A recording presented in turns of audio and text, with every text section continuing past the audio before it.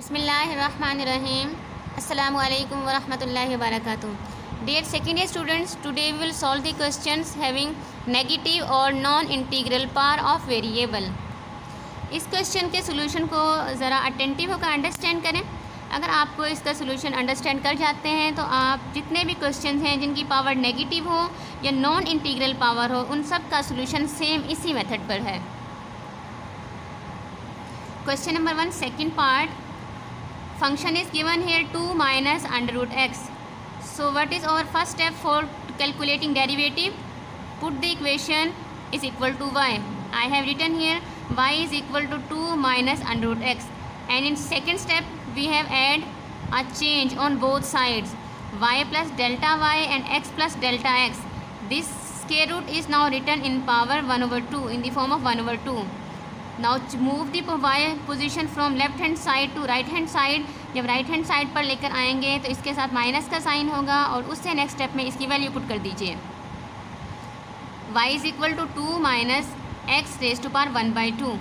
Okay, in next step open the bracket 2 minus x plus delta x raise to power 1/2 minus 2 minus minus plus x raise to power 1/2 minus 2 cancel out with this plus 2 and what left behind? Now write x raised to power 1/2. This is positive term, so write in first, and negative term minus x plus delta x raised to power 1/2 second. So now delta y is equal to x raised to power 1/2 minus, you can easily take x raised to power 1/2 common from this bracket term। ये जो x है इसकी power भी 1/2 है, ये जो delta x है इसकी पावर भी 1/2 है। तो जब आप x raise to power 1/2 common लेंगे तो यहाँ पर 1 बचेगा और डेल्टा x के साथ x मल्टीप्लाई नहीं हो रहा, इसलिए x इसके डिनोमिनेटर में आ जाएगा। Clear? So now in next step we can, इसके ऊपर आपने क्योंकि यहाँ पे ये पावर 1/2 है, नॉन इंटीग्रल पावर है।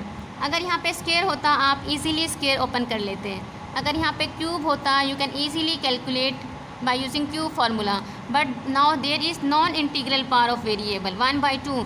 इस कंडीशन में अगर 1/2 हो, 1/4 हो, 2/5 हो, कुछ भी हो या नेगेटिव टर्म हो यहाँ पर, तो आप क्या लगाएंगे? Binomial series. अब आपने अंडरस्टैंड करना है कि बायनोमियल सीरीज़ किस तरह से अप्लाई करते हैं। क्लियर? इस पर तो बायनोमियल सीरीज़ नहीं लगा रही है तो एज इट इज़ आ गया। Minus x raise to power 1/2 ये भी एज इट इज़ आ गया। हमने उस पे लगानी है बायनोमियल सीरीज़ जिसको हमें डील करना मुश्किल है, क्योंकि इसकी हम ब्रैकेट को ओपन नहीं कर सकते जब तक कि हम इसकी पावर को डील ना करें। तो पावर को डील करने के लिए हमें बायनोमियल सीरीज़ की हेल्प लेनी होगी। बायनोमियल सीरीज़ क्या है? First term as it is, in second n x लिखते थे ना, 1 प्लस एन एक्स। ये देखिए एन एक्स, एन क्या है यहाँ पर? पावर है, तो power 1/2 we have written here. और एक्स क्या है? फर्स्ट टर्म है। फर्स्ट टर्म यहाँ पे क्या है? आपकी डेल्टा, यहाँ पर n 1 plus n x, 1 as it is. N क्या है? पावर है 1/2। ओके, एक्स क्या है? यहाँ पे सेकंड टर्म है, second term delta x over x written here. उसके बाद आप क्या करेंगे? प्लस पावर आपने लिखी थी एन, तो एन क्या है? 1/2, एन माइनस 1, 1/2 माइनस 1। एक्स क्या है? सेकंड टर्म है उसका स्क्वायर, डेल्टा एक्स और एक्स का स्क्वायर ओवर 2 फैक्टोरियल। ये क्या आपने लिख दिया? 2 फैक्टोरियल प्लस सो ऑन। कि बेटा इसको अंडरस्टैंड अच्छी तरह से करना है कि बायनोमियल सीरीज़ का एक एक्सपेंशन को अप्लाई कैसे करते हैं। नाउ डिवाइड, ये आपने, अगर आपको ये एक्सप्रेशन अप्लाई करना आ जाता है, इस क्वेश्चन को बार बार आपने सॉल्व करना है एक्सप्रेशन को अप्लाई करके। जितने भी क्वेश्चन हैं जिनमें यहाँ पर नॉन इंटीग्रल पावर हो या नेगेटिव हो, सब का सोल्यूशन सेम है। जस्ट क्या है? फंक्शन डिफरेंट होता है, आपको क्वेश्चन की डिफरेंट होगा, लेकिन प्रोसीजर सबका सेम है। Understand? Now divide by delta x on both sides. Delta y और delta x is equal to x 1/2 delta x. X यहाँ पे भी है, इधर भी है, तो हमने कॉमन ले लिया। एक्स रेज़ टू पावर 1/2 और delta x 1 minus 1 minus 1/2 delta x और एक्स। आप देख सकते हैं कि प्लस 1 और माइनस 1 कैंसिल आउट हो गया आपके पास, माइनस 1/2 डेल्टा एक्स और एक्स, राइट। माइनस 1/2 जब आपने माइनस बाहर कॉमन लिया है ये यहाँ पर, तो आपके पास ये क्या? Minus 1/2 delta x over x minus 1/2 minus 1 delta x over x square. अब इस स्टेप को आपने ध्यान से अंडरस्टैंड करना है।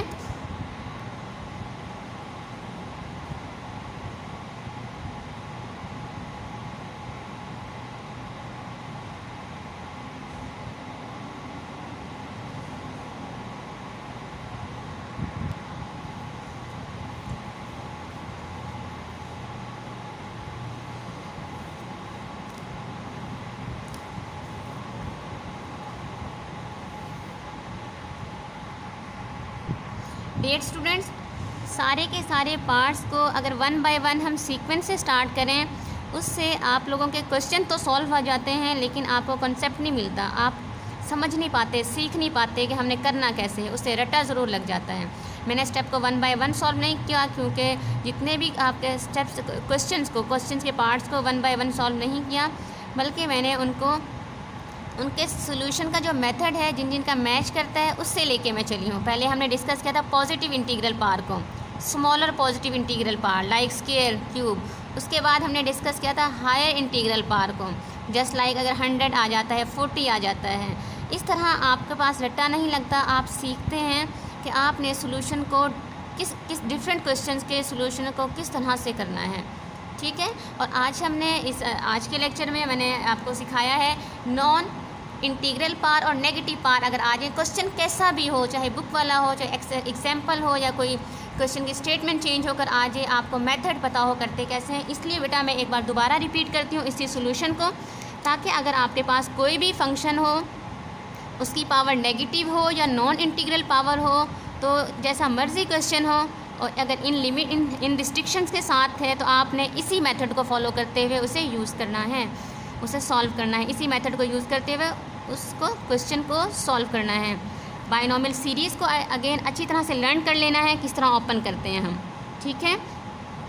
सेकेंडली, कोई भी फंक्शन गिवन हो, put it equal to Y.